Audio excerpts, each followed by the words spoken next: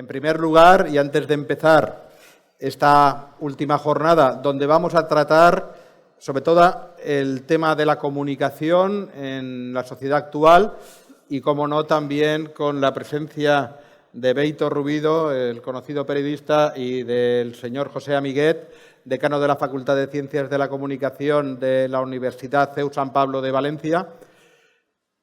Vamos a hablar sobre comunicación, pero también sobre la actualidad que tanto nos preocupa en estos momentos de tanta incertidumbre en España. Pero antes de empezar, quiero darle la palabra a nuestro obispo de la diócesis de Segorbe-Castellón, don Casimiro López Llorente, que hoy va a participar en esta jornada y va a asistir. Y antes de empezar, pues él será el que les dirija unas palabras.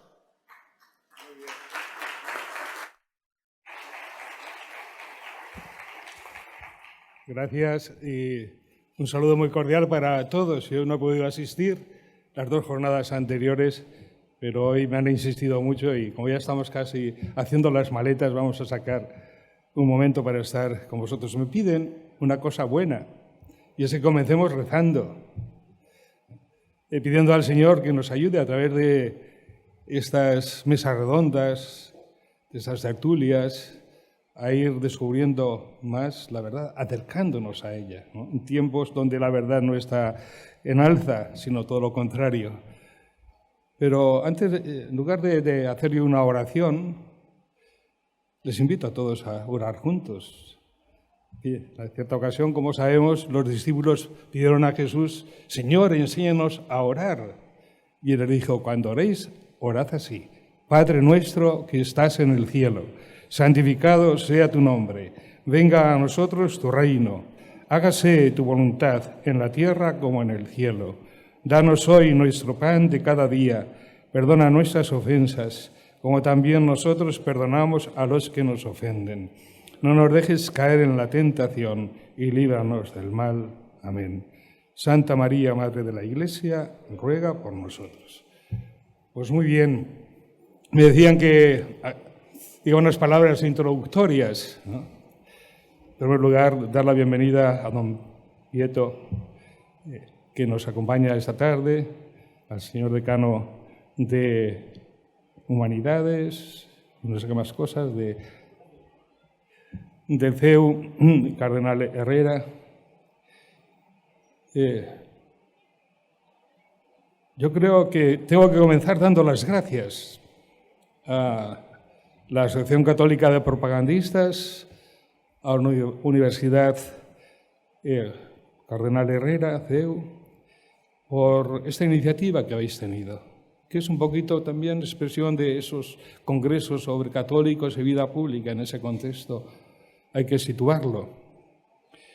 En reflexionar desde la doctrina social de la Iglesia, sobre todo sobre cuestiones de mucha actualidad y que, por desconocimiento de esta doctrina de la Iglesia, no llega a la sociedad un acervo enorme de siglos que iluminan también cuestiones de mucha actualidad. Esto se sitúa en otra iniciativa de Comunión y Liberación, con sus encuentros, que tienen también este objetivo.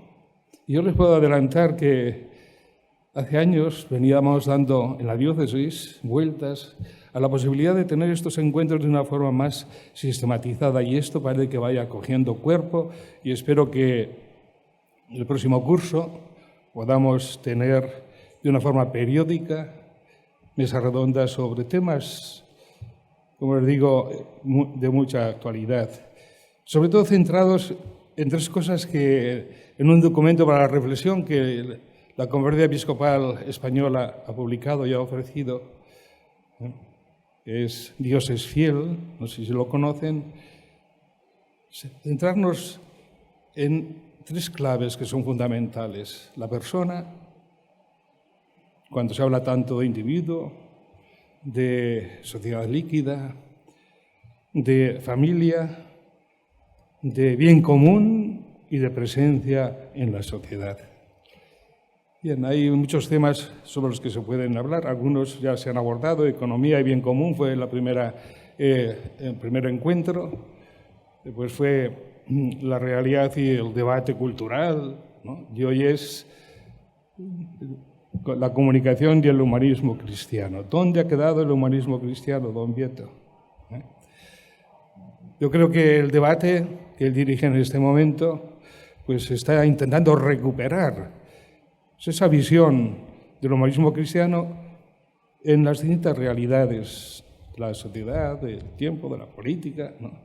Para dar un criterio que realmente nos acerque un poco más a la verdad, ¿no? Desde los artículos, las colaboraciones, las opiniones, también artículos de investigación, ¿no? Que creo que es bueno abordarlos y abordarlos siempre desde esa visión cristiana del hombre y de la sociedad que echamos en falta. Yo creo que recuperarlo es la mejor propuesta, oferta que podemos hacer a la sociedad actual, que tantas veces anda un poco convulsa, perdida, que parece que la brújula se ha perdido. Y progreso, ¿hacia dónde es el problema?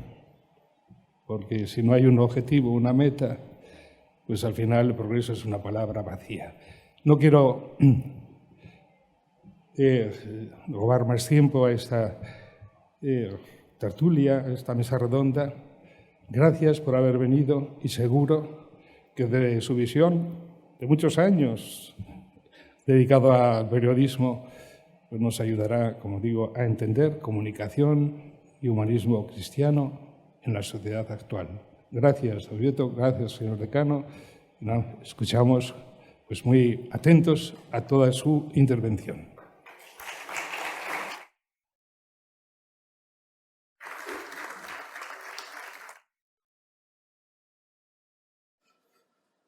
Pues como bien ha comentado nuestro obispo, esta tercera sesión de nuestras jornadas tiene como objeto el hablar de la comunicación y del compromiso de la comunicación para los católicos y para los cristianos en general y para cualquier ciudadano persona que piense que la comunicación se ha de ver desde una óptica de la ética y del bien hacer, ¿no?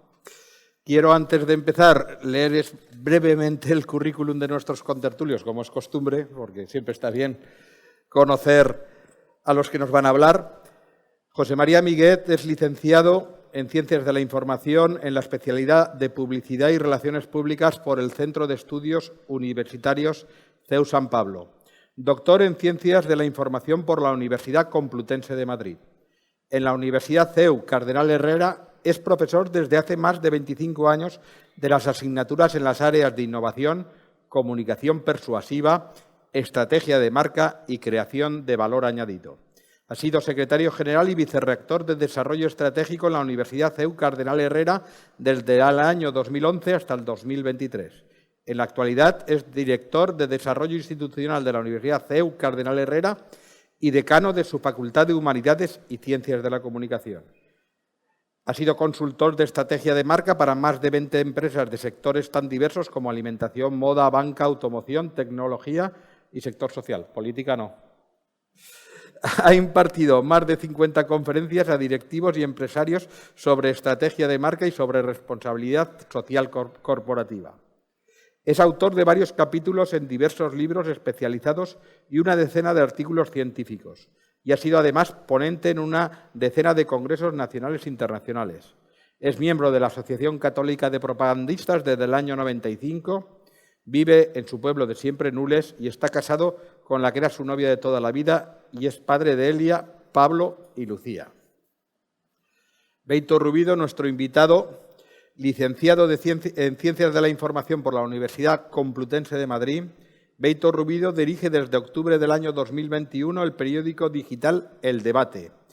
Anteriormente fue director del diario ABC y es director general editorial de medios regionales del Grupo Vocento. Tiene una amplia trayectoria al frente de diferentes medios, entre los que destaca La Voz de Galicia, director regional de Antena 3 Televisión en Galicia, director general de Radio Voz y director regional de Antena 3 Radio en Galicia.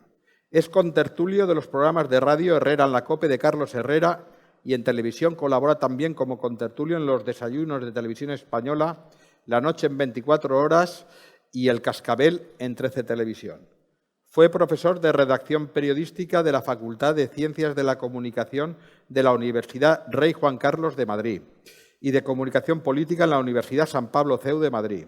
Fue redactor en los diarios Informaciones de Madrid, El Ideal Gallego de La Coruña, La Voz de Galicia, redactor jefe de Ferrol Diario y fundador del diario deportivo Deporte Campeón. También fue uno de los fundadores del diario digital xornal.com. Y ahora quiero hacer especial mención al debate, que sin duda es el buque insignia para la comunicación, para la Asociación Católica de Propagandistas y para el CEU. El debate, impulsado por la Asociación Católica de Propagandistas, es heredero del periódico del mismo nombre, que se convirtió en uno de los grandes diarios españoles del primer tercio del siglo XX, bajo la dirección de Ángel Herrera Oria. Nuestro periódico defiende los valores del humanismo cristiano, poniendo en el centro la libertad y dignidad de la persona y el derecho a la vida. El debate apoya a la unidad de España y su orden constitucional democrático y el idioma y culturas españoles. Y además quiero decir que el debate constituyó la primera escuela de periodistas en España que formó a generaciones de grandes informadores y a leyendas del periodismo español del siglo XX. Y como hoy vamos a hablar de comunicación, si les parece, el acto o la charla va a tener dos bloques. Un primer bloque para hablar sobre comunicación, que es la especialidad de los ponentes, y una segunda parte donde vamos a analizar la situación actual de nuestro país. Y en una tercera parte y última, a modo de epílogo, repartiremos unos tarjetones para que quien quiera preguntar algo a los ponentes pueda hacerlo con toda la libertad y de esta forma ordenar el debate. Yo quería simplemente, antes de introducir los temas que vamos a hablar, comentar dos reflexiones que hizo el cardenal don Ángel Herrera a mediados del siglo XX. Habló sobre la prensa y dijo que la prensa es de las pocas instituciones que se salvan de los grandes cataclismos. Es una institución que, en último término, más que un sistema de hábitos intelectuales y volitivos, es una institución que vive de los hombres.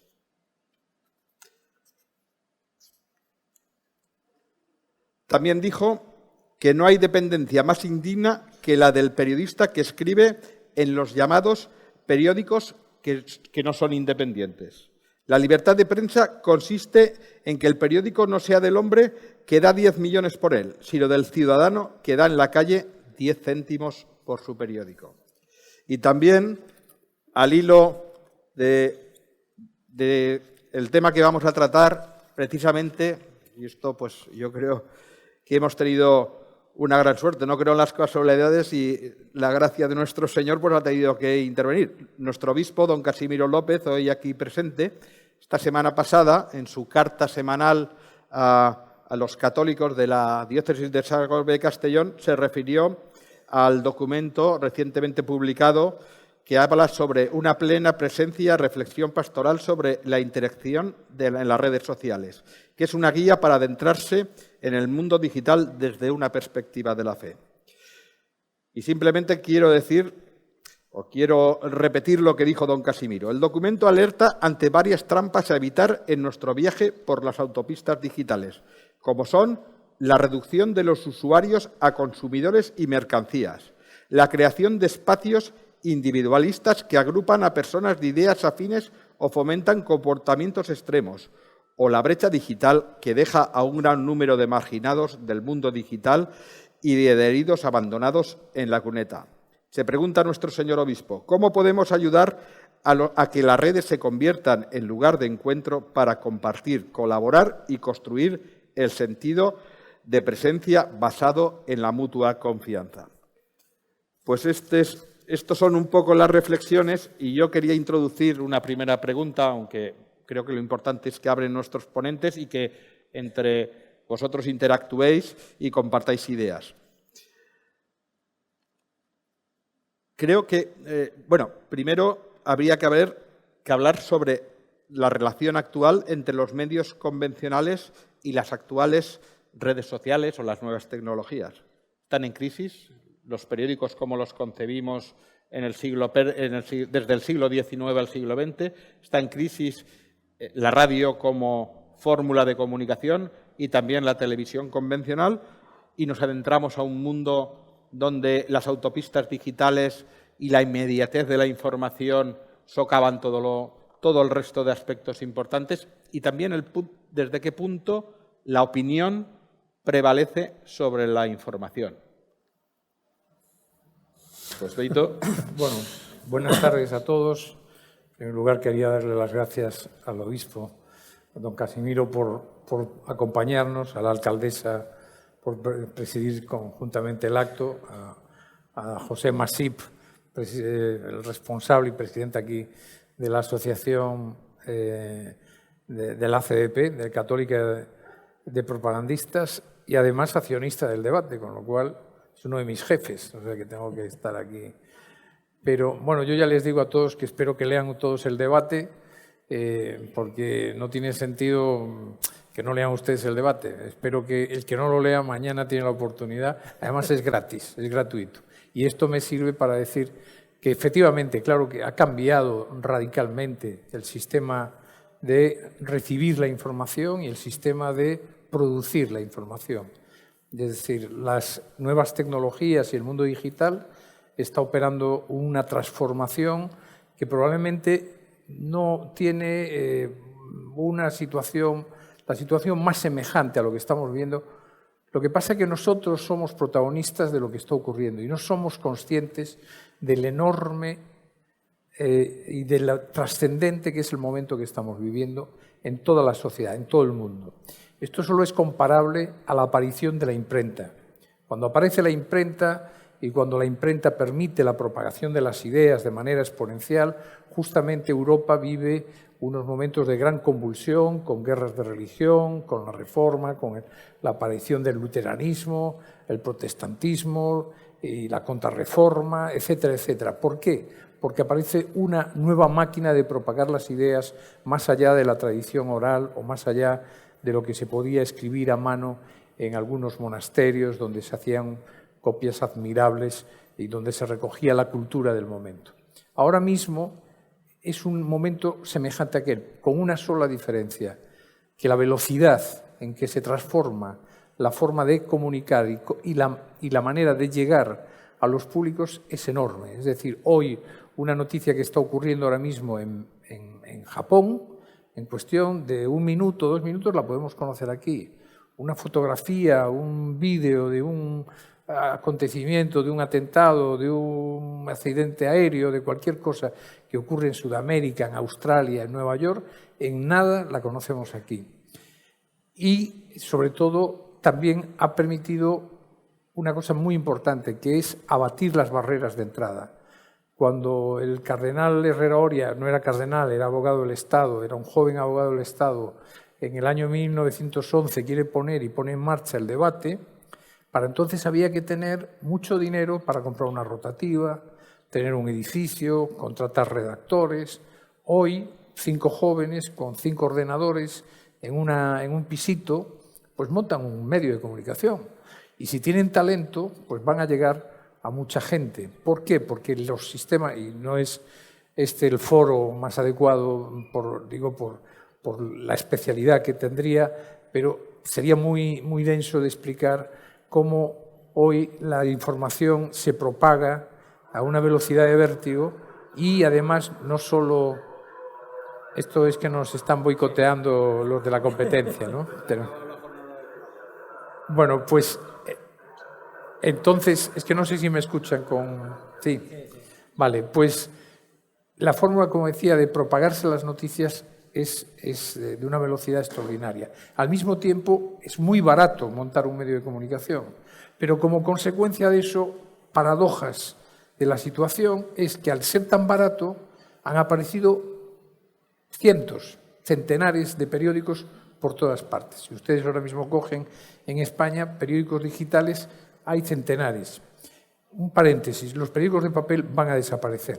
Yo ya lo lamento porque a mí lo que me gustaba, yo me eduqué en el periódico de papel, yo trabajé siempre en periódicos de papel, pero los periódicos de papel, pues yo calculo que pueden tener 5, 6, 10 años como mucho. 10 años me parece muchísimo. Es decir, los periódicos de papel están ahora mismo vendiendo muy poquitos ejemplares. En España especialmente, hay otros países en Europa como Alemania, como el Reino Unido, donde todavía venden un número que merece la pena para mantener las rotativas, pero en España ahora mismo prácticamente el periódico que más ejemplares puede estar difundiendo es El País y apenas está difundiendo 50.000. Cuando digo difundir, digo entre la venta, entre los gratuitos, entre los suscriptores, es decir, estamos en niveles prácticamente previos al cierre de los medios. Por tanto, tres aspectos que me gustaría, y no me quiero alargar en esta primera intervención. En primer lugar, la propagación de las noticias se hace a una velocidad de vértigo. 2, el acceso a la tecnología para hacer información es muy barata.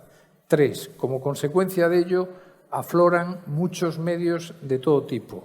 4, como consecuencia de ello, el nivel de influencia de los medios ha bajado considerablemente. Es decir, hoy un medio no tiene la influencia que tenía en el año 80 o que tenía en el año 90. Les voy a poner un ejemplo.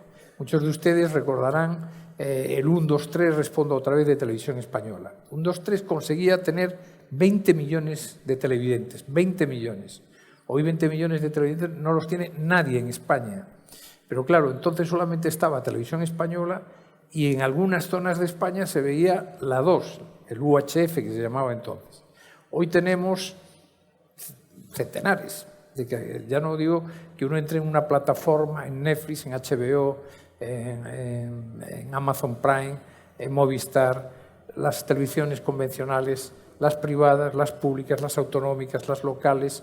Es decir, la oferta tan enorme que tiene ahora mismo cualquier ciudadano español en el mundo de la televisión hace que las televisiones tengan cada vez menos capacidad de influir. Son más pequeñitas, llegan a menos gente.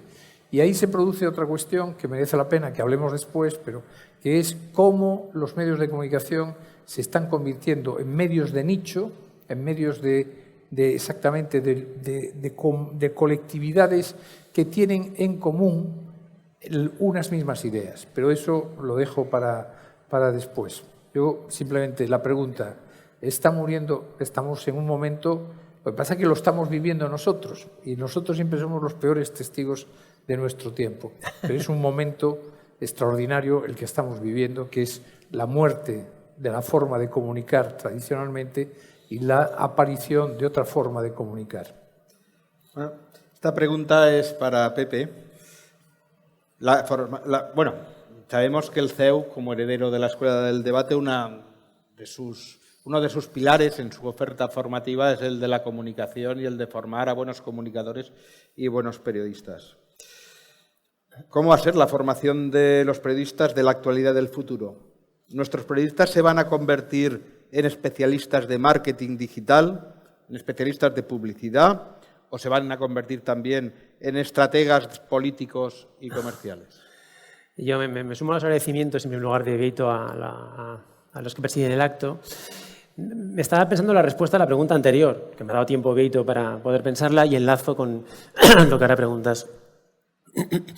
Hay una cuestión clave, ¿no?, en el marco que tú bien definías, y es quién tiene la fuente de autoridad, ¿no? Quién tiene la fuente de credibilidad en la comunicación social. Porque en esta dispersión de canales y medios posibles, y ahora voy a tu pregunta, la fuente de autoridad es quien puede ganar cierta capacidad de influencia, aunque sea en segmentos pequeños, ¿no? El análisis de la comunicación social nos dice, y ahora lo simplifico mucho, pues que hace 50, 60 años la fuente de autoridad solía estar en lugares vitalmente cercanos, ¿no? Mi madre lo ha dicho, y esto es una fuente de autoridad innegable, o el sacerdote lo ha dicho, y esto es una fuente innegable de autoridad, ¿no? Esto dejó de ser así ya hace, lo siento, muchas décadas, lo siento por las madres, los padres y los sacerdotes, dejó de ser así y empezó a introducirse la variable mi señorita lo ha dicho en referencia al sistema escolar, ¿no? Con lo cual había un elemento de proximidad y credibilidad que era la autoridad que en el sistema educativo tenían las maestras y maestros. Pero antes del 1, 2, 3, o cuando ya empezaba el 1, 2, 3 era importante, ¿no? Esta frase, insisto que estoy simplificando, pasó a ser la tele lo ha dicho. ¿no? Y si la tele lo había dicho, ya era como una verdad innegable, ¿no? La tele o el periódico, no importa, ¿no?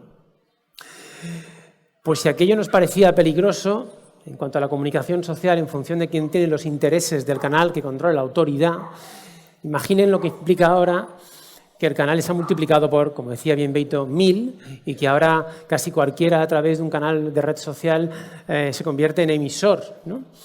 Y no sabemos qué autoridad tiene, o es más, yo diría que en función del segmento de vida en el que te encuentras, ¿no? De vida adolescente o de vida adulta, puede que otorgue esa autoridad a una fuente u a otra.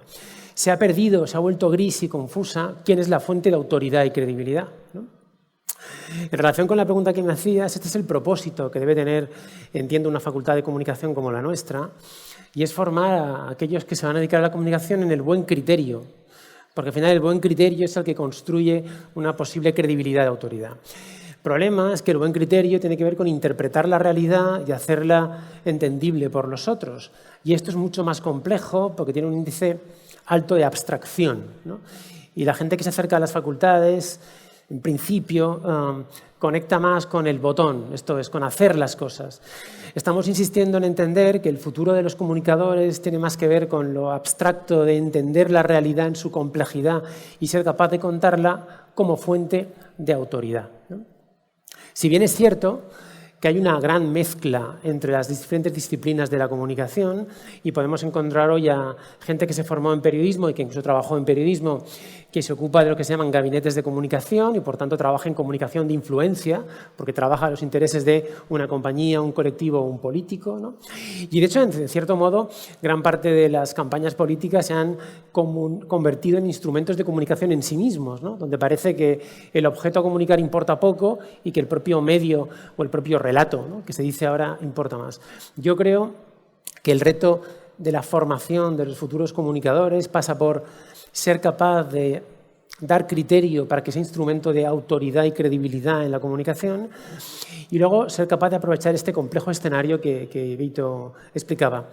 En realidad, y esto que voy a decir, no, que nadie se moleste por Dios, había un periodista norteamericano que fue el inventor de lo que se llamó las public relations.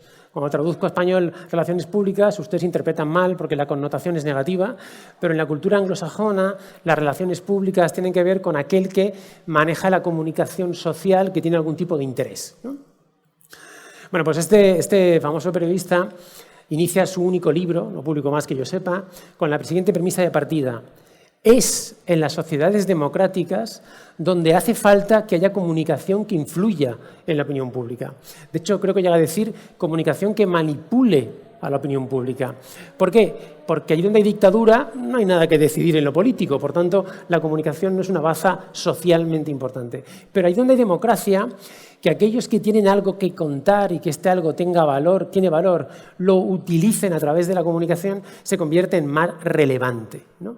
De hecho, hoy, esta es la prueba que hago con mis alumnos, no sé si funcionará en este auditorio, todos los aquí presentes seguro, como mis alumnos, tienen una opinión sobre si la energía nuclear es buena o es mala. ¿Y esta opinión en qué se basa? Pues en 4 o 5 ideas generalistas que ustedes han escuchado y que les posicionan. ¿Por qué? Porque en las sociedades democráticas se le pide al ciudadano que adopte posición sobre un montón de temas en los que en realidad no es un experto. Y este es quizá el problema, porque para ser experto en algo hay que profundizar más allá del titular, ¿no? Permíteme. Quiero decir una cosa. No sé si esto funciona. Sí. Cuando antes hablaba de que las nuevas tecnologías están cambiando la forma en que nosotros hacemos la información, también está cambiando la fórmula, y eso más que nada, en cómo ustedes la reciben. Yo ya les garantizo que en el tiempo que vamos a estar aquí, ustedes van a consultar una media de 3 o 4 veces el móvil, algunos hasta 10, y hay gente que llega a consultarla 70 veces en el día. Es decir, que la comunicación, la forma de comunicarse, también ha cambiado. Ya nadie está esperando al informativo de las 3 de la tarde o a comprarse el periódico. Eso todavía hay gente que lo hace, pero la inmensa mayoría de la ciudadanía se informa por un perverso aparatejo que llevamos aquí, donde además no solo le puede informar el debate o la COPE o cualquier medio de comunicación, sino tu hermano que te manda un vídeo, fulanito que te manda no sé qué, el grupo de WhatsApp de los primos que te pasan un artículo que, oye, léelo, que es muy interesante. Es decir, la forma de recibir la información también ha cambiado mucho. Por eso estamos en un escenario de una transformación radical donde también, y eso es muy importante, el modelo de negocio ha cambiado radicalmente. Y por eso, y permítame que en esta ocasión lleve el agua a mi sardina, el modelo del debate es muy interesante porque su propietario es una fundación y precisamente ese va a ser el escenario de los próximos años, que los medios de comunicación, sus propietarios, a los que antes hacía referencia Herrera Oria en ese texto, el que pone los 10 millones para sus propietarios, que ahora mismo tienen muchos intereses económicos, políticos, etcétera, van a acabar teniendo básicamente intereses ideológicos. Hemos vivido en los últimos días una campaña electoral muy intensa, quizá la campaña electoral con más incertidumbre de toda la historia democrática de España, donde algunas de las ideas preconcebidas pues, se han desmontado.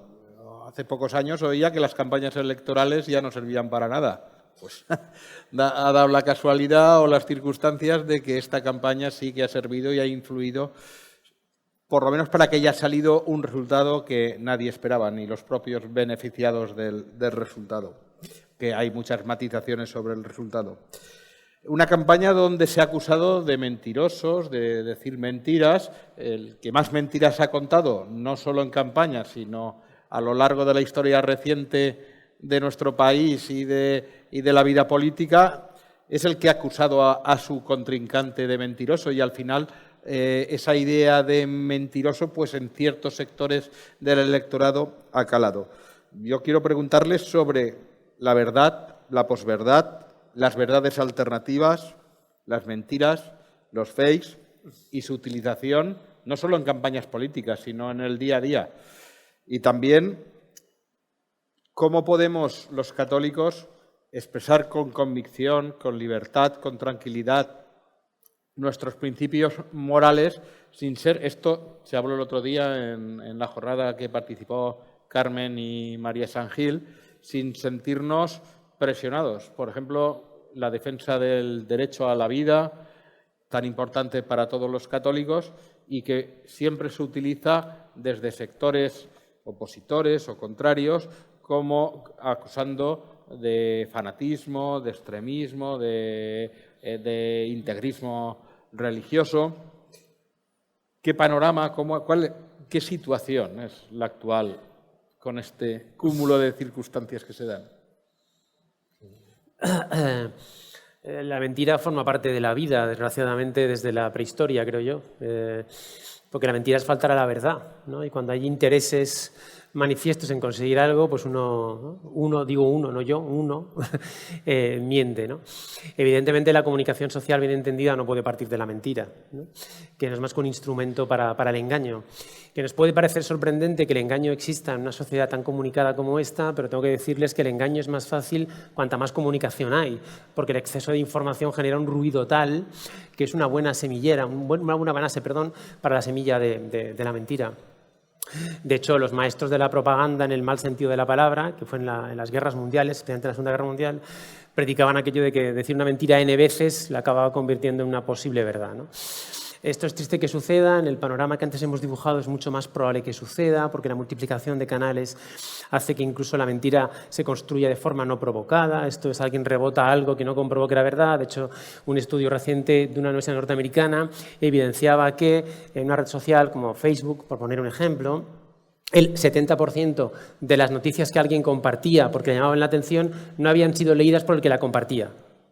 Entonces, el que la compartía veía la foto y el titular y la compartía, con lo cual le daba un eco al siguiente círculo de relación. Pero él lo había comprobado porque ni siquiera había leído, ya no comprobado dos fuentes, Beito, ni siquiera había leído la fuente original.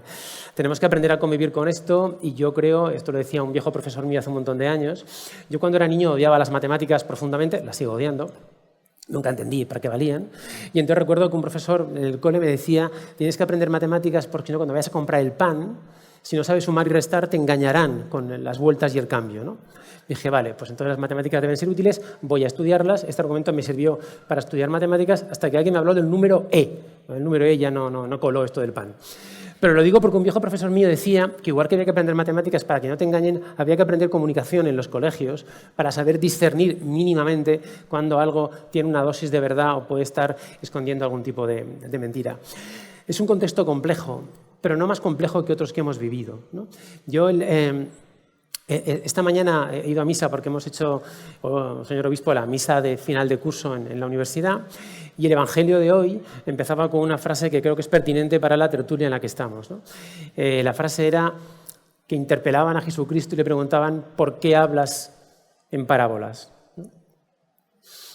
¿Por qué hablaba en parábolas? ¿Y por qué muchas de estas parábolas tenían que ver con referencias a el campo y las vidas de las gentes? Porque era la manera de explicar algo complejo en el lenguaje que quien estaba allí entendía. Porque si yo comienzo un relato diciendo había un hombre que tenía 2 hijos, todos los que me escuchan que han sido padres o son hijos, que son por tanto toda la población, automáticamente presta atención, ¿no? Yo creo que es tiempo, en la comunicación social bien intencionada, como tú apuntabas, de recuperar el valor de las parábolas. No ya tal como están construidas, evidentemente, en los evangelios, sino en los términos actuales, quiero decir. Para contar la verdad y que la verdad tenga más fuerza, hay que encontrar el lenguaje del que te escucha. Y el lenguaje del que te escucha muchas veces pasa por ese ejercicio de aproximación, no desde la verdad en el sentido estricto del núcleo de la verdad, sino de aquello que me permite ir aproximándome a la verdad, que es distinto. Y yo creo que hoy en día, a veces, quizá por la saturación en la que vivimos, cuando tenemos una oportunidad de contar la verdad, queremos contarla toda de golpe en un minuto, ¿no? Y esto no es posible, es una pedagogía en el tiempo. Porque además esa verdad que queremos transmitir, ¿no?, desde la filosofía del humanismo cristiano en la comunicación social, tiene que enfrentarse a todo el discurso de la mentira que necesariamente la va a rodear y que no va a desaparecer y que en el panorama que acertadamente ha pintado Bieito me temo que va a ir en crecimiento, ¿no?, como fuentes de no autoridad. Bueno, yo lo de la verdad, la posverdad, las fake news y tal, esto existió siempre y todo es verdad o mentira. Todo lo demás, el resto de las categorías que se abren, la posverdad y todo eso, pues es ganas de enredar. Hay cosas que son verdad y cosas que son mentira. La verdad y la mentira ha acompañado al ser humano desde que puebla la Tierra.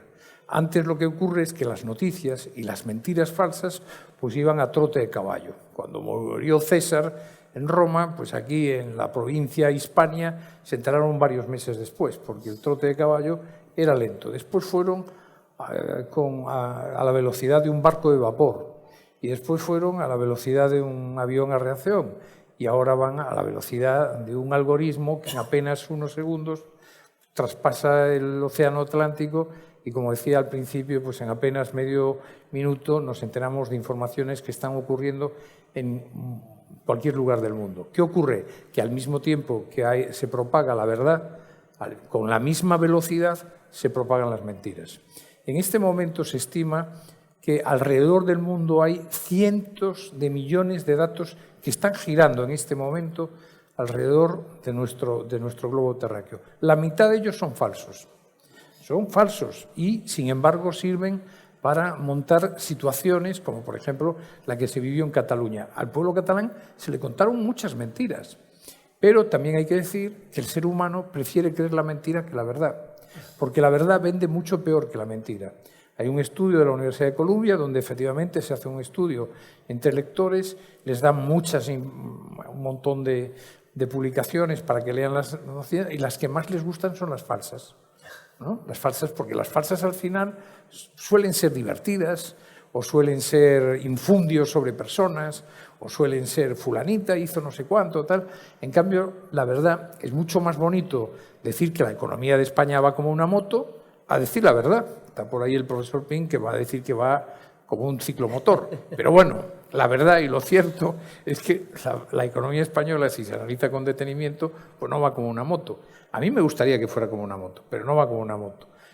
Pero ¿qué ocurre? Que es mucho más duro contar la verdad, decirle a los españoles, oiga, miren, que debemos mucho dinero, que los tipos de interés van a hacer que mucha gente no pague la hipoteca, que va a haber más paro, pero eso no gusta a la gente. O cuando Mariano Rajoy tenía que decirle a la gente, oiga, mire, que no tenemos dinero, es que no tenemos dinero. Los españoles vivíamos en... La verdad no le gusta a la gente, le gustan las mentiras. Pues la mentira lo envuelve todo mejor. Pero esto ha existido siempre, siempre. A mí, en el caso concreto de la presencia de los católicos en un país eminentemente católico, donde el 70% de los españoles se declaran católicos, sin embargo, hay que decir que la derecha en este país, la derecha sociológica, y los católicos los hay a derechas e izquierdas, los hay en todas partes, pero la derecha, a partir del año 82, decide que esto de la cultura, de dar la batalla cultural e ideológica, eso que lo haga la izquierda. La enseñanza, que se encargue la izquierda. Y el periodismo, que se encargue la izquierda. Nosotros nos vamos a dedicar a los negocios, a ganar dinero. Y eso fue uno de los grandes errores de la derecha sociológica de este país, porque esto no es una cuestión de los últimos años, es una cuestión que viene desde los años 80. Ángel Herrera Oria, uno de los el promotor principal del debate y de la CDP, decía una cosa en los años 10, en la década del siglo pasado.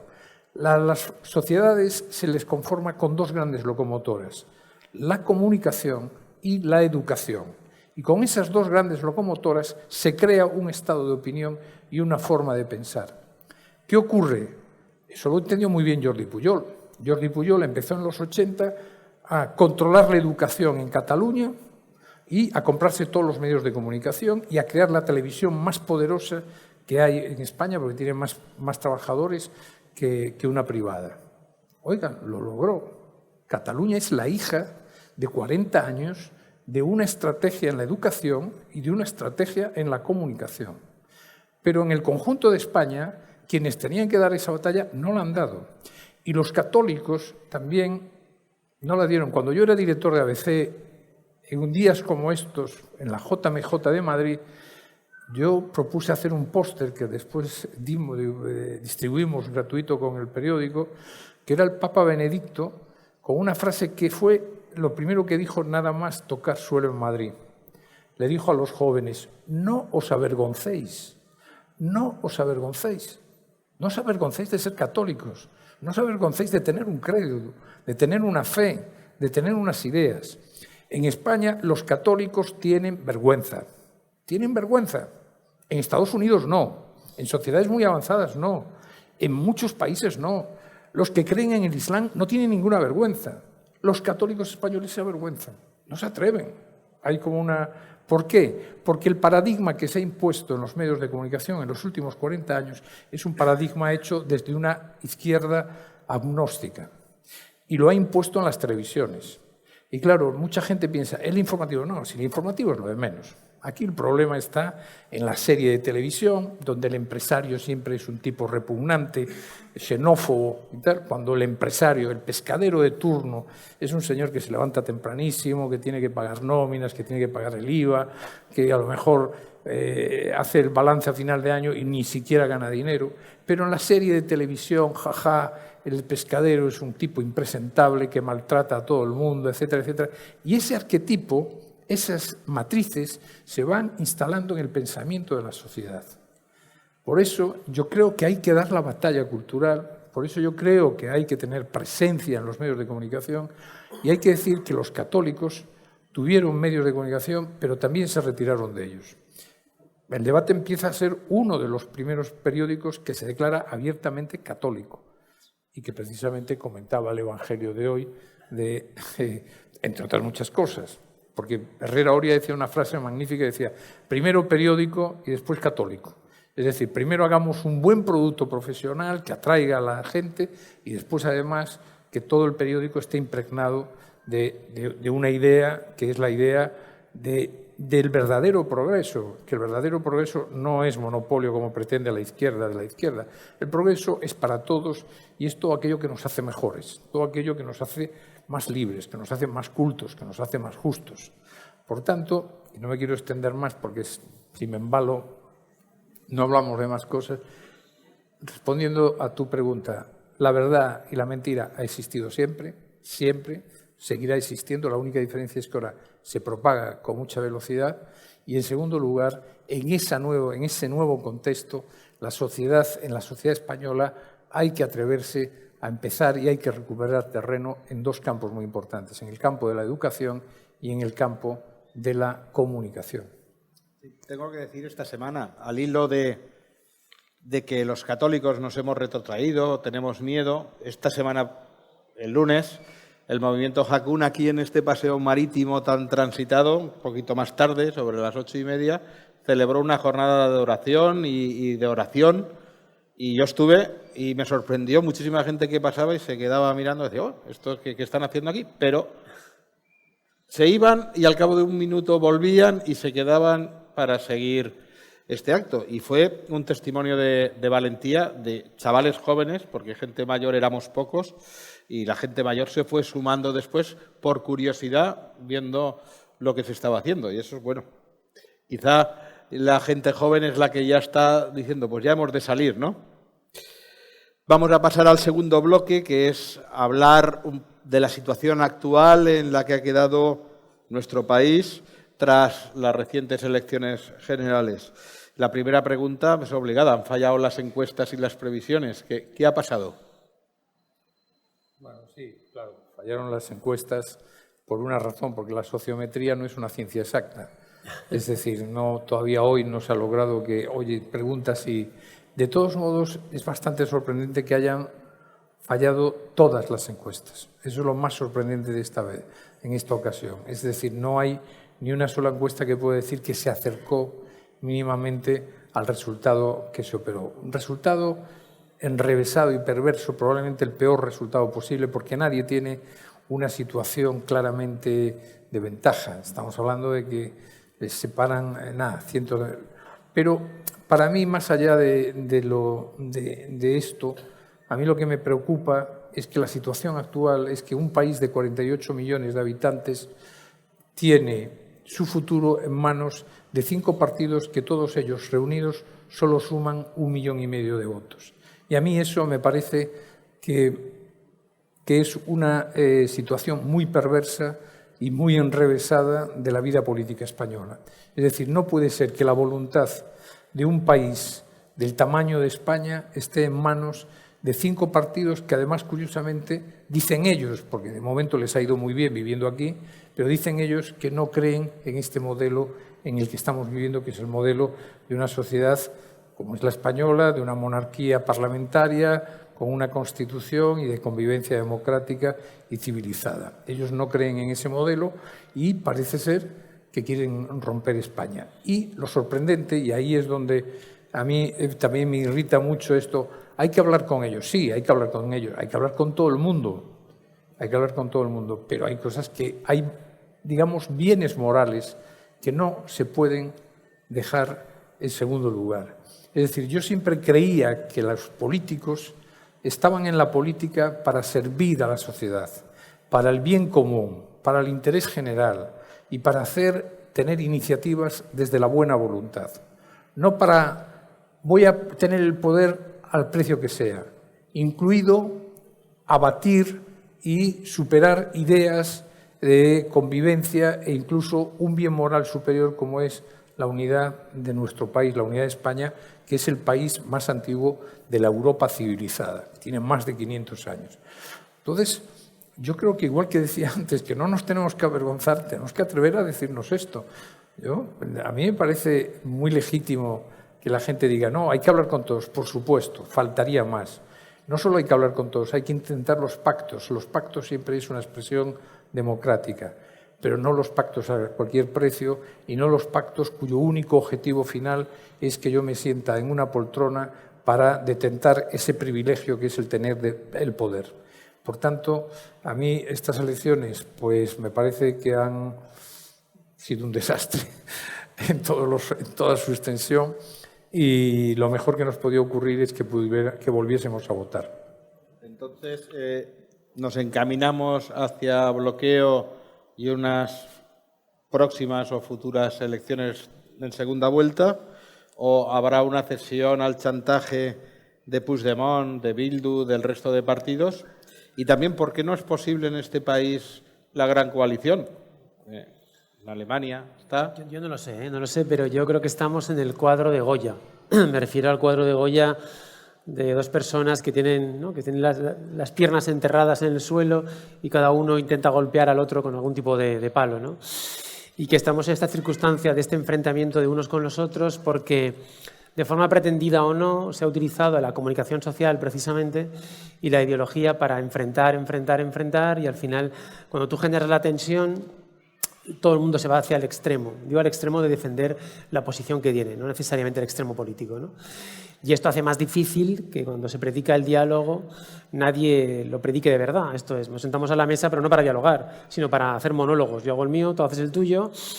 Y desgraciadamente las matemáticas a las que yo odiaba nos han llevado a una fórmula que no tiene solución, ¿no? Porque ninguna de las sumas, ni de las restas, ni de las multiplicaciones da una viabilidad, ¿no? Yo creo que no es posible esta gran coalición, o que no es posible este gran acuerdo, porque sin querer o queriendo, insisto, socialmente nos hemos ido de un lado o del otro sin aceptar todas las posibilidades que hay en medio.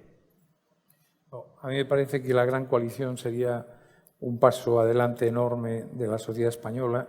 Yo creo que España, el día que el Partido Popular y el Partido Socialista se puedan entender, habremos dado un paso adelante extraordinario, pero los partidos, las instituciones, dependen de las personas. Dependen de las personas que están en cada momento. O sea, siempre se dice las instituciones están por encima de las personas. Es cierto, pero a las instituciones las hacen las personas. Entonces, en este momento, las personas que están, especialmente en el Partido Socialista, no están por la labor. O sea, el señor Sánchez ya le dijo cuando Mariano Rajoy le ofreció ser vicepresidente del Gobierno y hacer una gran coalición en el año 15, él dijo que no. Es más, dijo, a ver, señor Rajoy, se entera, no es no. Ya sabemos que él prefiere pactar con gente que hasta el otro día mataba a otras personas, que a entenderse con un partido con el que comparte, o se supone que comparte, una visión civilizada, leal, con lo que es la convivencia. Es decir, Sánchez abiertamente prefiere aliarse con los que quieren romper España que hacer una gran coalición con el Partido Popular. Se lo dijo en su día Rajoy y no va a hacer ahora menos, que además cree que está en el machito y que va a poder reeditar. Yo creo que si tengo que apostar, yo creo que él va a llegar a un acuerdo con los partidos independentistas. Estoy convencido, es decir, él va a llegar a un acuerdo con ellos, porque los partidos independentistas no han conocido a nadie. Desde 1976, que se celebraron las primeras elecciones libres, no han conocido a ningún presidente del Gobierno que haya cedido más que este, que haya atendido más sus reivindicaciones y que les haya allanado más el terreno que este. Los indultó. Fíjense ustedes, en este momento, si aquí en Benicàssim hubiese un movimiento independentista, imaginémoslo y tal, y dice Benicàssim independiente, no hay armazón legal para detener a los que han tomado ese movimiento, porque el delito que se suponía que por el cual podía un juez ordenarle a la policía o a la Guardia Civil a detener a esos señores, no existe, ha desaparecido. ¿Quién ha allanado ese terreno? El señor Sánchez. Desde 1976, en que Adolfo Suárez es presidente del Gobierno tras unas elecciones libres, no se hizo otra cosa que dialogar y ceder, dialogar y ceder, dialogar y ceder con los independentistas. No se hizo otra cosa. ¿Por qué? Porque entonces se creía que iban a ser leales con el proyecto democrático del resto de los españoles y demostraron una enorme deslealtad con la ciudadanía española. Primero se aprovecharon de que había una banda terrorista que mataba, hasta el punto de que uno de ellos dijo, bueno, unos mueven el árbol y otros recogemos las nueces, que era una metáfora, hablando de parábolas, una metáfora clarísima de lo que era la estrategia de ellos, y así fue. Y se cedió en gran parte siempre porque había unos señores que mataban, extorsionaban, secuestraban e hicieron que 250.000 de personas abandonaran el País Vasco, que es el movimiento migratorio más importante al margen de los Balcanes, que se da en la Europa civilizada y en la Unión Europea desde la Segunda Guerra Mundial. No nos damos cuenta, pero 250 millones de vascos tuvieron que dejar su casa, sus raíces, irse a vivir a otros territorios porque había una banda terrorista que mataba.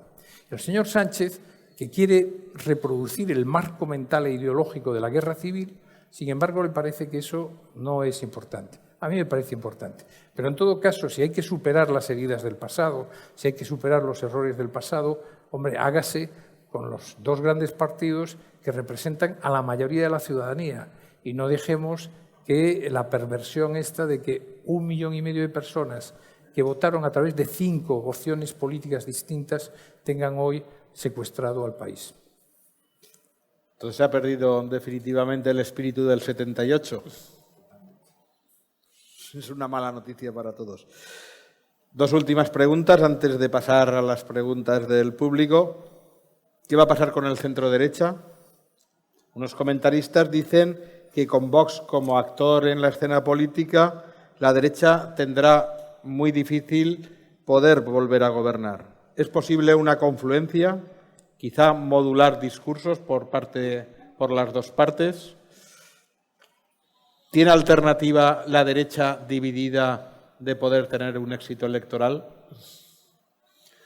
Yo creo que muy difícil, aunque aquí el criterio de Beito es mucho, seguro que más sólido que el mío, pero antes aludíamos a cómo había sido la campaña, ¿no? La campaña, y tú afirmabas que era una campaña que había influido, esta vez sí, ¿no? Aunque los expertos decían que ya últimamente no, una campaña que esta vez sí había influido en el voto y que por tanto había provocado el resultado que ya conocemos.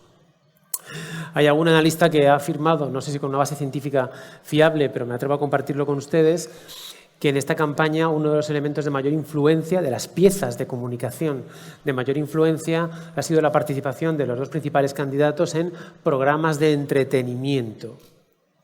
No en espacios informativos, no en espacios de comunicación política, como pueda ser un meeting o un acto de campaña, sino en espacios de entretenimiento. Me refiero al Hormiguero y al programa de Ana Rosa Quintana y alguno más. Que es verdad que han emergido como elemento importante de la comunicación política en esta campaña, ¿no? Espacios que, si ustedes lo piensan, dedican gran parte del tiempo de la entrevista o de la conversación con el candidato a hablar de su vida personal. O sea, a conocerle como persona, ¿no? Que es un poco el argumento que utilizan estos programas. Esto les puede parecer que es neutral, ¿no? Que es simplemente simpático, pero tiene su lectura importante. Y es que si aceptamos la premisa, permítanme el ejemplo, de que la presencia en el Hormiguero es determinante en la votación o influye en la votación, estamos aceptando la premisa de que en un contexto complejo político hay X cientos de miles de personas que votan porque el tipo les parece simpático, ¿no? O porque la anécdota que cuenta de su afición por la música o por los animales le parece valiosa, ¿no?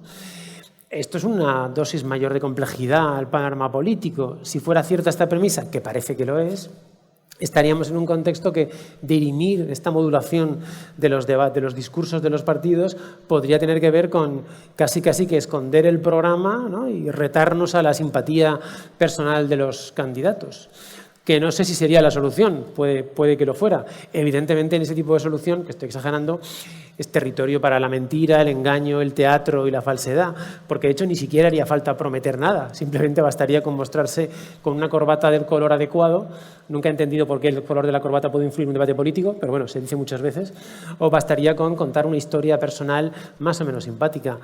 Puede que esto tenga que ver con el origen de la conversación, esa sociedad donde las fuentes de autoridad se han difuminado, esa sociedad en que la credibilidad de aquel que sí es experto en la materia y puede razonarla se ha perdido, y que parece que aceptamos que algo tan importante como el destino de un país puede estar en el factor de gracia de un conservador, de un conversador en un programa de entretenimiento. Bueno, vamos a ver. Respondiendo a tu pregunta, bueno, siguiendo un poco con lo que acaba de decir José, hombre, a mí me gustaría que más allá de que fueran chistosos, simpáticos o guapos, que hubiesen estudiado la historia de España, que supieran quién eran los reyes católicos, cómo se creó este reino, que hubiesen leído Azaña, las reflexiones que hizo Azaña después de la Guerra Civil, que hubiesen leído... Me gustaría que Pedro Sánchez y Feijóo fueran unos grandes lectores de la historia de nuestro país y entendiesen lo que es nuestro país, que leyesen a Tomás Moro, que a Spinoza. Eso era lo interesante de un buen gobernante. Es decir, el gobernante tiene el privilegio de tomar decisiones sobre nuestra vida. Deberían estar bien formados. Ya lo de menos es la corbata que llevan, que sean guapos o que cuenten chistes. Para contar chistes está el Club de la Comedia. Para gobernar tienen que estar los mejores. Lo que pasa es que es cierto que en España no van los mejores a la política. Entre otras razones, porque hay una ley de incompatibilidades que hace que la gente que tiene, en fin, una situación, pues dice, no me voy a someter aquí al escrutinio de la gente ni a que digan si... Este es el único país donde se castiga haber ganado dinero. Oiga, a mí, en Estados Unidos, todos los que van a la carrera política primero tuvieron que ganar $1 millón y después van a la carrera política. En este país no, en este país es al contrario. A ver quién tiene menos dinero, que ese es el mejor. Es mentira. Es decir, para la política convenía que fueran gente bien formada, que hubiesen trabajado, que hubiesen estudiado, que tuviesen buena formación, y ya lo de menos es si les gusta el rock o el folk. Eso es un tema absolutamente menor que no va a afectar absolutamente nada a la gobernabilidad del país. Pero bueno, estamos en una sociedad muy banal, muy fragmentada, donde no hay pensamiento complejo, y todo eso tiene que ver con la cultura digital. Pero a tu pregunta, el centro derecha en España siempre gobernó cuando se presentó unido.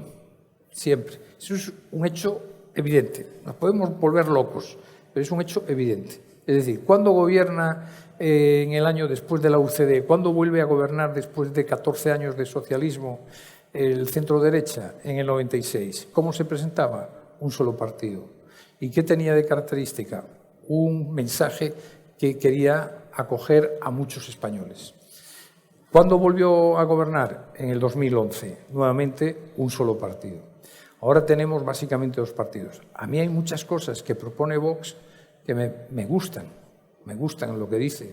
A mí me decía, una vez iba por una acera en Madrid, me paró un señor ya de cierta edad y me dijo, oiga, le voy a decir una cosa, bueno, hablamos de más cosas, y me dijo, le voy a decir una cosa, yo voy a votar al Partido Popular, pero me gusta mucho lo que dice Vox. Digo yo, eso le pasa probablemente a millones de españoles. Pero yo creo que hay que hacer un gran proceso donde en un solo partido, se acogiendo la sensibilidad de las cuestiones que plantea Vox, que no le falta razón en muchas de las cosas que dice, volver, por ejemplo, no digo que desaparezca el Estado de las autonomías, que eso es imposible, pero desde luego fortalecer el Estado y que el Estado se demostró en la pandemia. Uno de los problemas de por qué se gestionó tan mal la pandemia en España frente a otros países es que el Estado central estaba fofo, no tenía competencias en materia de sanidad y empezaron a improvisar sobre la marcha y primero se quedaron con una cosa, después las devolvieron a las autonomías, etcétera, etcétera.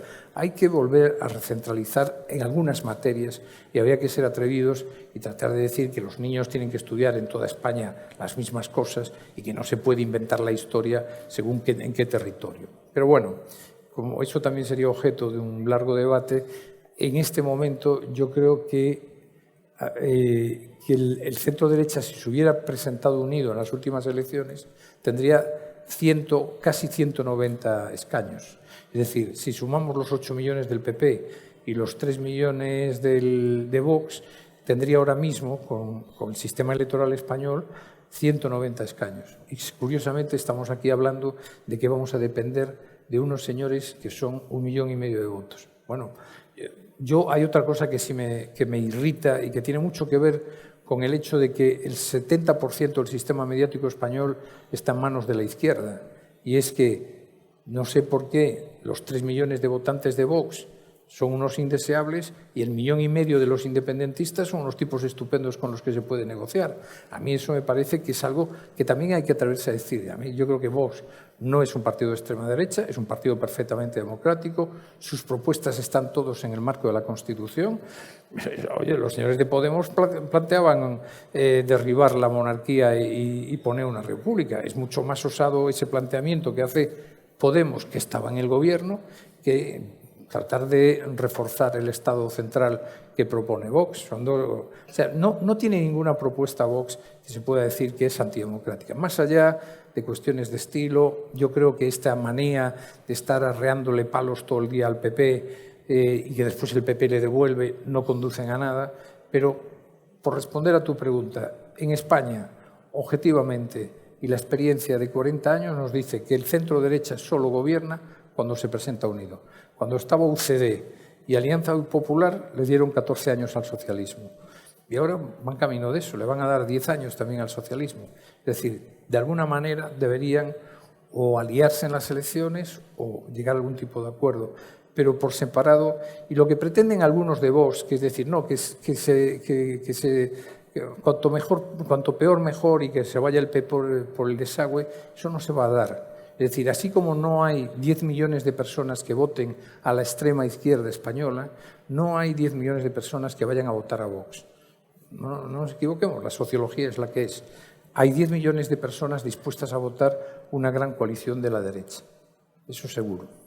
Pero en la izquierda pasa una cosa parecida, aunque no similar, ¿no? Hay una ultraizquierda muy atomizada, de muchos caracteres, comunistas, neocomunistas, anticapitalistas, independentistas, herederos del terrorismo, y después un partido socialista que compra este discurso. Una de mis esperanzas en las elecciones del pasado domingo era que hubiera un cambio para que hubiera un cambio dentro del Partido Socialista, que es uno de los pilares fundamentales para la estabilidad del país. Nos tendremos que esperar por lo menos un tiempo porque el hiperliderazgo de Pedro Sánchez va a continuar y las bases del Partido Socialista y sobre todo los cuadros están por la labor. ¿Qué va a pasar con la izquierda?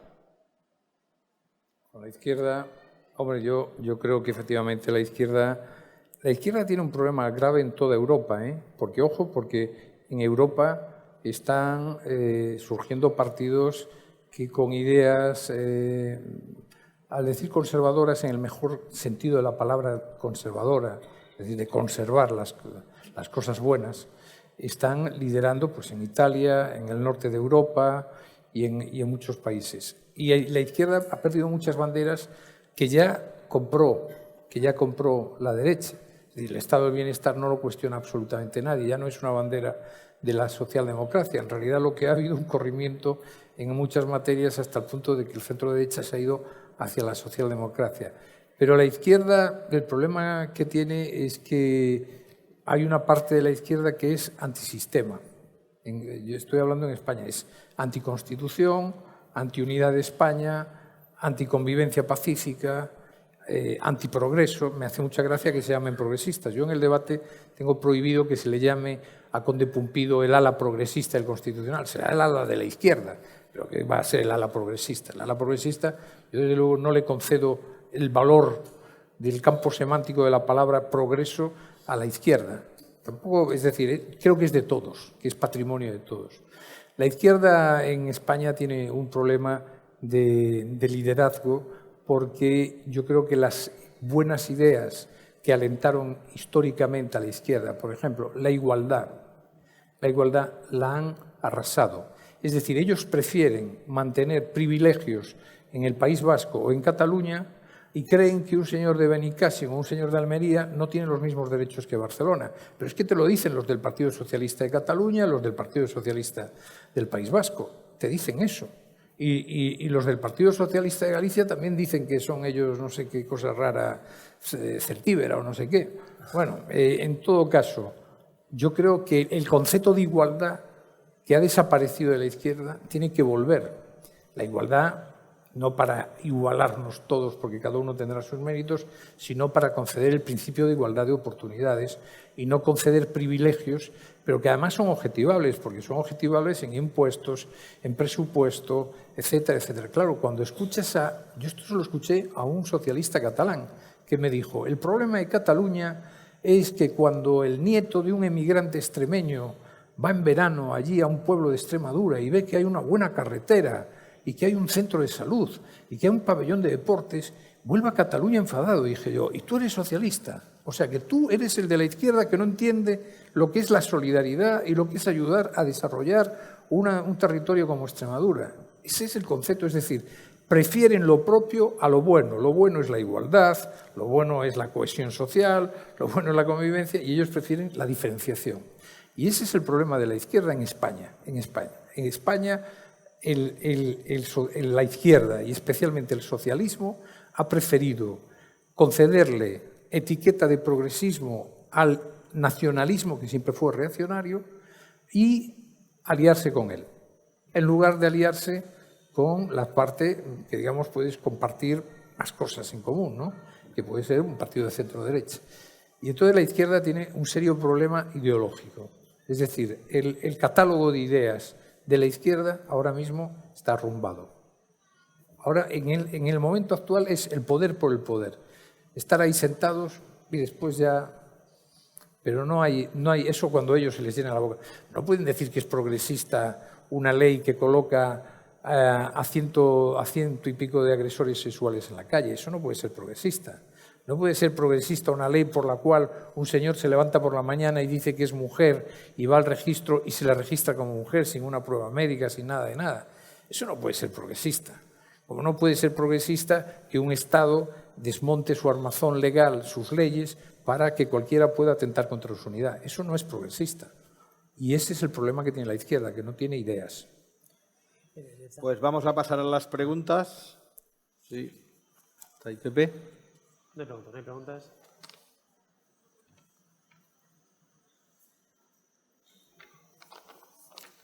¿Puedo contar algo mientras? Sí, mientras, Pepe, mientras intervalo.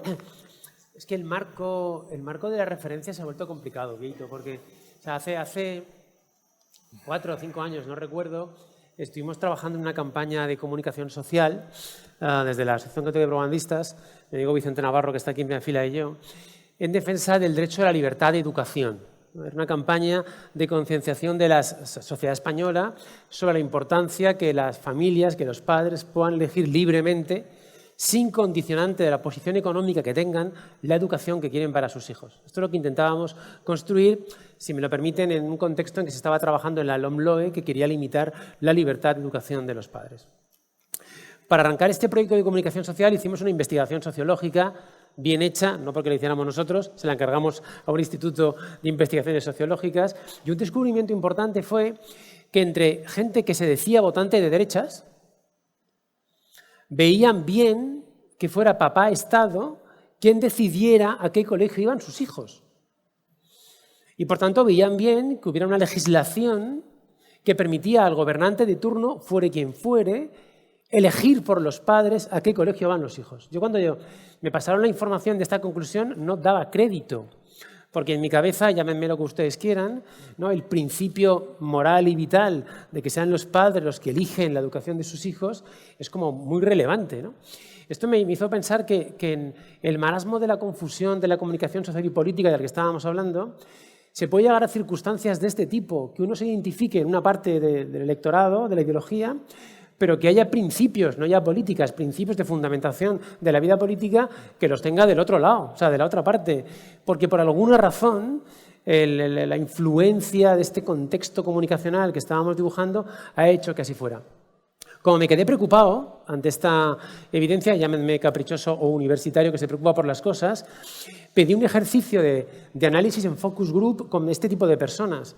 Y la conclusión era que si conseguías estar 40 minutos explicando con tranquilidad qué era la libertad de educación y por qué era un principio moral de las familias, estas personas cambiaban de idea. Ah, claro, ahora lo he entendido. Es verdad, quien debe tener el derecho son las familias. Pero claro, en el actual escenario de comunicación social, ¿quién tiene 40 minutos para escuchar un razonamiento? Por desgracia, poca gente. Pues tenemos 5 preguntas, y además muy interesantes. Elisa La Sala le pregunta al señor Rubido. Su libro, Contar la verdad, dedica un capítulo a las noticias falsas. ¿Puede una fake news propagada por las redes sociales determinar el resultado de unas elecciones generales? ¿Se pueden combatir las fake news? Hombre, sí, yo creo que tenemos las fake news, insisto, las noticias falsas, las mentiras, existieron siempre. Yo creo que sí, que se pueden propagar. Estamos obligados, tenemos el mandato moral de combatir las noticias falsas. ¿Puede cambiar el transcurso de unas elecciones? Yo, una en concreto, no lo creo, pero no cabe duda que un marco determinado basado en datos falsos, desde luego que sí. Todo el proceso que se vivió en el 2017 en Cataluña está basado en noticias falsas. Y gran parte del relato del Partido Socialista actual está basado en noticias falsas. Pero tan falsas como que el señor Sánchez negó que había mandado un documento a Bruselas, por poner un ejemplo. Se pueden poner más de una docena, pero por poner un ejemplo que vivimos muy de cerca en el debate, porque dijo en el debate con Feijóo que no había enviado un documento a Bruselas donde dijo que iba a cobrar por viajar por las autovías a partir del 2024. Dijo que eso era mentira. Nosotros tenemos un corresponsal en Bruselas, fue allí a la comisión, preguntó y le apareció el documento. Sí, señor, aquí está escrito. El Gobierno de España se ha comprometido que para reducir el déficit, entre otras medidas, va a poner un cobro, un peaje para ir por las autovías del Estado. Que a lo mejor tiene razón, es un debate que está ahí pendiente. Pero no cabe duda que las mentiras falsas, yo una mentira falsa en concreto no, pero un estado de opinión basado en mentiras falsas sí. Una pregunta relacionada la hace María Asunción Espín. ¿Qué sugiere para contrarrestar la ideologización de películas y series infantiles y juveniles? Eso es importante. Yo te dejo a ti rápidamente, pero hacerlas distintas. Es que vuelvo a decir, el problema de la derecha es que no hace nada.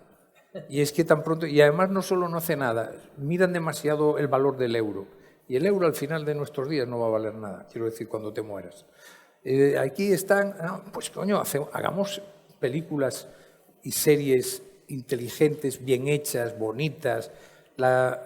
Hollywood, desde la Segunda Guerra Mundial hasta la década de los 80, fue la mayor máquina de defender las ideas de las democracias liberales. Y siempre tenían una moralina sus películas. A partir de los 80, como en los campus universitarios norteamericanos es donde se instala todo lo políticamente correcto, en Stanford, en Berkeley, en todos los sitios estos, Hollywood empieza a cambiar y es gran parte de los que inocularon pues gran parte de la política que estamos ahora sufriendo, esto de que hay que cuidar más a un gato que a un niño y ese tipo de cosas, ¿no? Lo que tiene que hacer, ¿qué hay que hacer? Pues hacer películas al contrario, pero en España todas las películas son de la guerra civil, pero claro, la gente afortunadamente no las va a ver. Y todas de una de un lado, óptica. sí, todas de un lado. Y es que ¿qué es una catedral? Sí, ya sé, un edificio relevante, de origen católico. Una catedral era un instrumento de comunicación. Porque si ya nos impresiona ahora entrar en una catedral y recibir toda la carga semántica que el edificio y el arte que contiene tiene, imagínense usted lo que era entrar en una catedral hace 200 o 300 años, ¿no? Era como estar, permítanme la expresión, era como un trozo del cielo en la tierra, manifestado a través del arte y la belleza, utilizado como lenguaje de comunicación, ¿no? Si la catedral era un instrumento de comunicación, lo digo con todo el respeto y admiración a lo que es en realidad, claro, el cine es la nueva catedral, ¿no? La ficción audiovisual es la nueva catedral. Una procesión es un gran instrumento de evangelización porque es llevar una narración que está en un texto a convertir en experiencia en la calle, ¿no? Una serie de ficción son las procesiones del siglo XXI. No estoy diciendo que prohibamos las procesiones, estoy diciendo que sería bueno que aquellos que tengan este interés en construir una comunicación que defienda y explique criterios de bondad y de vida que están en la raíz de lo católico, entiendan, como bien decía Beito, que el euro es solo el euro y que un gran instrumento de influencia en la cosmovisión que necesitamos que se construya en la base cultural tiene que ver con las narrativas audiovisuales, que son un elemento de gran potencia y de gran influencia. No en el documental, que también, sino en aquella ficción que aparentemente es intrascendente y que no lo es, porque encierra un mensaje bien construido que transforma y que dice algo que tiene que ver con la verdad. Yo cuando vi la primera temporada, y no lo pongo como ejemplo, cuando vi la primera temporada de La Casa de Papel, que es una serie de cierto éxito española, la escena que más me impresionó, es una serie de éxito, es una escena en la que les voy a estropear un poco la historia, no se preocupen. Matan a uno de los protagonistas son ladrones, pero son los buenos de la serie. Matan a uno, que es el padre de otro de los ladrones, ¿no? Lo matan en un tiroteo, le ponen una caja de madera dentro de la Casa de la Moneda, en la que están allí acorralados por la policía, y entonces el hijo, están todos los ladrones junto al cadáver del padre, el hijo empieza a rezar el Padre Nuestro. Y se equivoca, demostrando al espectador que ese chaval no hace mucho que no practica esto del catolicismo. Y otro de los ladrones le dice, te has equivocado. Y él dice, no importa, el que tiene que escuchar ya sabe lo que tiene que escuchar, ¿no? Esta pequeña escena, que puede parecerles tonta, está llevando un mensaje de la realidad del catolicismo en la sociedad a una serie de acción. No hace falta que la serie sea católica, hace falta que en las tramas que vivimos en la ficción y en los personajes identifiquemos la valía de ciertos mensajes y de ciertas formas de entender la vida. Y como bien decía Vito, esto el cine americano lo hizo muy bien durante décadas como instrumento consciente del imperio americano, y ahora por alguna razón todo esto se ha desdibujado o ha caído en el mundo de lo políticamente correcto. Bueno, a mí me sorprendió hace poco más de un mes que El País dedicó una página al éxito del cine religioso y en concreto del cine católico. Yo pensaba que iba a ser un artículo peyorativo, muy en la línea del País, pero no era un artículo, era un reportaje muy interesante sobre el éxito de audiencia de las películas de contenido religioso y la demanda que tienen de los exhibidores. Mejor ejemplo lo tenemos en la película Libres, sobre el compromiso de la vida monástica en el mundo actual, que ha sido todo un éxito de exhibición. Por cierto, en Castellón se pudo exhibir en los cines y una de las sesiones fue organizada por el CEU y por la CDP.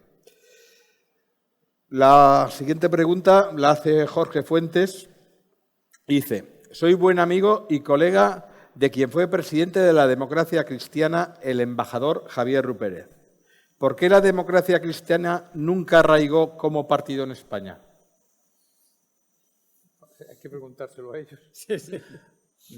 No lo sé. No. Bueno, en primer lugar, la Iglesia Católica también hace años que dijo que no quería tampoco significarse y expresarse a través de un partido político, pero bueno, tampoco es el caso. En todo caso, la democracia cristiana ha tenido una crisis en toda Europa, no exclusivamente en España, ¿no? Pero sería bueno que un día invitaran a Javier Rupérez y explicase su experiencia. Pues yo no. Don Jorge Fuentes también pregunta, creo que ya la respuesta se ha dado en la sesión, pero dice, a la luz del resultado electoral, ¿qué solución ve al impasse producido entre un partido vencedor que no suma y un vencido que suma mal? Yo creo que lo mejor es que hubiese nuevas elecciones, pero me temo que el señor Sánchez se ha agarrado como un clavo ardiendo a aliarse con los partidos independentistas para seguir. En la sociología que antes apuntabais, claro, hay una parte de la ecuación, y no sé si estás de acuerdo, Vieito, y es que hay una parte sociológicamente de la derecha que no está en la derecha. Hubo un tiempo en que se podía pactar con el PNV o con Convergencia y Unió, que en teoría son partidos de derechas, ¿no? Pero como ahora ambos dos, por sus circunstancias territoriales y de independencia en este momento actual, no pueden acercarse a la derecha como en su día se hizo, ¿no? Pues estos votos tampoco suman en este lado, porque en realidad, con que uno de ellos dos fuera todavía lo que fue en los años 90, sería factible buscar este acuerdo, ¿no? Pero hoy tampoco existe esto, quizá porque el eje ya no es solo derecha-izquierda, sino que hay un eje también en diagonal que tiene que ver con lo territorial, que ha estropeado o que hace imposible ciertas fórmulas de acuerdo que sí sumarían y que seguramente en el año 90 y algo, principios de los 2000, sí hubieran sumado. Pero es que hasta esto se nos ha estropeado, ¿no? Hasta esta posibilidad de contar con estas partes sociológicas se ha estropeado por la dinámica de los últimos años. Y una última pregunta que la formula Antonio y dice, sin Sánchez y sin Feijóo, ¿sería más posible la gran coalición? Pues yo me imagino que sí, pero no sé si el problema es... No creo que Feijóo tenga ningún problema. Aquí el que tiene el problema con la gran coalición es Sánchez. Ya lo tuvo con Rajoy, ahora la tiene con Feijóo y la tendrá con cualquier otro. Si mañana hubiese un relevo en el liderazgo del Partido Popular, seguro que Sánchez tampoco se entendería. O sea, Sánchez no... El problema lo tenemos en Sánchez, no lo tenemos en el líder del Partido Popular. El líder del Partido Popular que le ofreció una gran coalición fue Mariano Rajoy en el 2012 y no era mala coalición porque entre otras cosas se le ofrecía al señor Sánchez ser vicepresidente del gobierno con apenas 40 años y ser el ministro de Asuntos Exteriores. Y dijo que no quería. Es decir, el señor Sánchez quiere lo que tiene ahora. No creo que Feijóo le ponga pegas a una gran coalición. Sánchez, desde luego, sí. Pero insisto, el día que en España logremos que el Partido Popular y el Partido Socialista lleguen a acuerdos importantes, llegaron a temas puntuales, etcétera, pero que no haya esta... Es que estamos en el marco de la guerra civil, que eso es lo tremendo. Es decir, esta izquierda que no vivió, si el señor Sánchez me parece que nació en el 78, me parece, no lo sé. O sea, esta izquierda que no vivió, que esté reproduciendo el marco mental e ideológico de la guerra civil, es una barbaridad.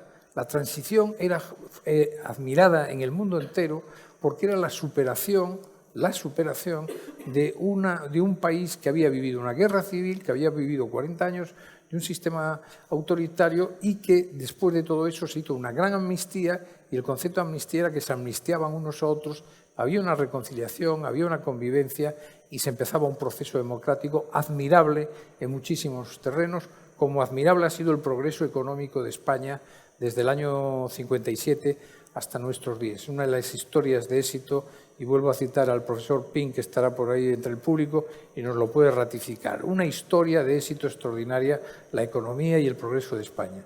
Y de repente, unos señores que no han vivido eso, que ya era de sus abuelos y no sé qué, vienen y se ponen la guerra civil en el medio del debate. Pero si eso no es el problema de los españoles, no, al contrario, no, hemos superado eso y la inmensa mayoría no hemos vivido la guerra civil. Entonces, pero estamos en el marco mental de la guerra civil y entonces el PSOE, el actual PSOE, no quiere saber nada, tiene una incapacidad absoluta, es como una enfermedad, es una hemiplegia mental y moral de entenderse con la otra parte de España, que insisto, son nada menos que, sumando los votos, 11 millones de personas. Pues muchas gracias, Beito Rubido y José Amiguet. Y antes de concluir el acto de estas jornadas de testigo directo que tienen la vocación de continuar, y esperemos que gracias a la hospitalidad del Ayuntamiento de Benicàssim y de su alcaldesa podamos continuar otros años, aprovechando el verano no solo para disfrutar de estas magníficas playas y de este entorno estupendo que es Benicàssim, sino también para reflexionar, pensar, enriquecernos con opiniones diversas, que es lo importante. Y antes de acabar, José María Mira de Orduña, como director del CEU de Castellón, pronunciará unas pequeñas palabras y también cerrará el acto nuestra alcaldesa, Susana.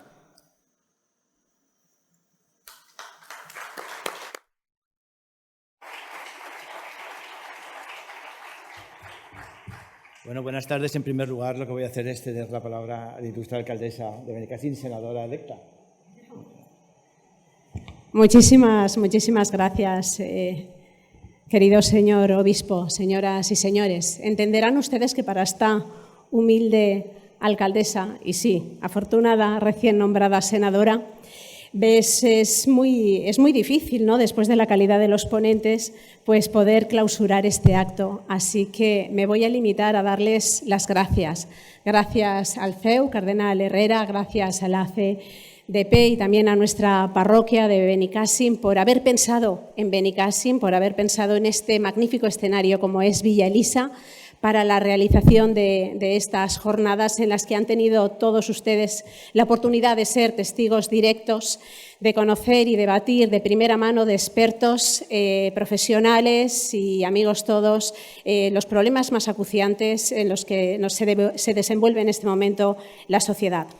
Así que Benicàssim tiene las puertas abiertas porque gracias a la celebración de estas jornadas ponemos en valor un edificio tan emblemático para nosotros como es esta Villa Elisa y cumplimos también con el deseo de doña Elisa Bau, que precisamente en una de las cláusulas de su contrato cuando vendió este inmueble al ayuntamiento fue con la condición de que fuera abierto a toda la ciudadanía. Así que lo hemos cumplido. Yo espero que podamos ser escenario de muchísimos testigos directos durante muchísimos años. Benicàssim tiene las puertas abiertas para recibirles y muchísimas gracias, de verdad, por haber pensado en nosotros. Gracias.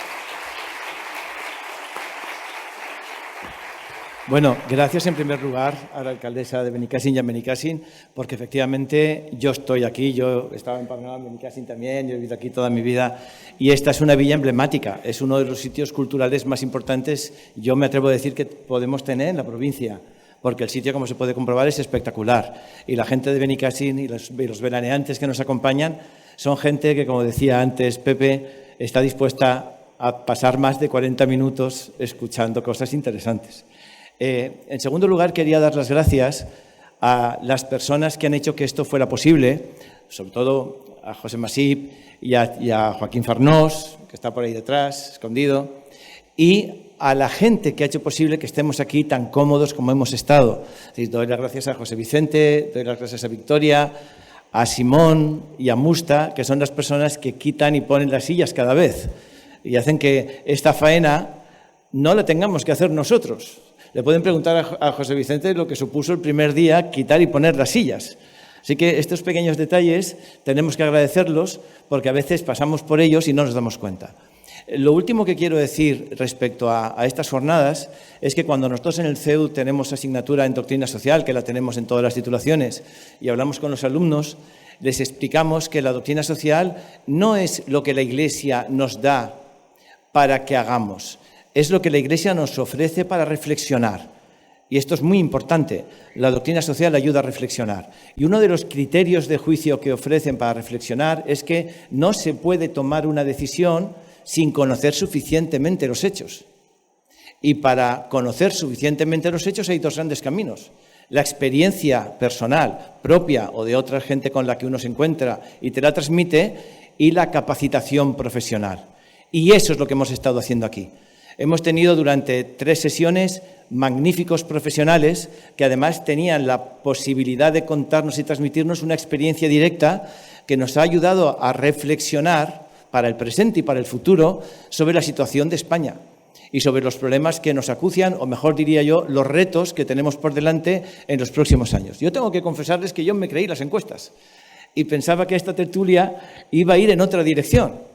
Pero ha sido muy interesante escuchar de Bieto Rubiro, que es un protagonista directo con una maravillosa capacitación profesional, elementos que nos pueden ayudar a tomar decisiones para seguir trabajando en beneficio del bien común, que es a lo que nos dedicamos todos. Y muchas gracias a todos ustedes que nos han acompañado cada semana y a los medios de comunicación que se han estado haciendo eco también cada día de que esto estaba sucediendo y que ha permitido que no solo estamos recibiendo esta posibilidad los que estamos aquí, sino que a través de los medios ha llegado al menos a toda la provincia. Muchas gracias y espero que nos podamos encontrar el año que viene. Gracias.